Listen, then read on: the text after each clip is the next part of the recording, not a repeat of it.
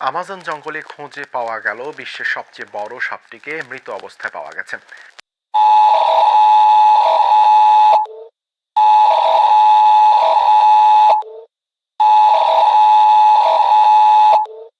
এটি বাংলাদেশের নাগরিক প্রতিরক্ষা দ্বারা পরিচালিত একটি জরুরি সম্প্রচার।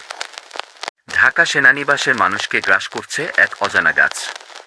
কর্তৃপক্ষ এই অদ্ভুত উদ্ভিদের উৎস খুঁজে বের করার চেষ্টা করছে। উদ্ভিদটি অত্যন্ত প্রতিকূল এবং এটির শিকারের দেহকে দেখামাত্র বিকৃত করে। উদ্ভিদের চাক্ষুষ বিবরণ দেওয়া হয়।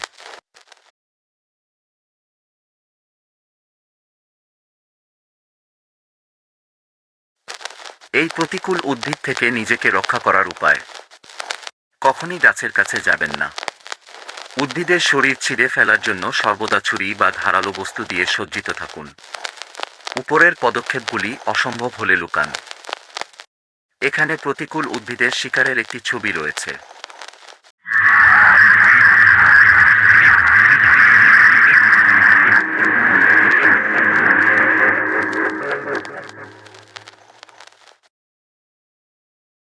এখন আপনার নিয়মিত সম্প্রচার অব্যাহত থাকবে।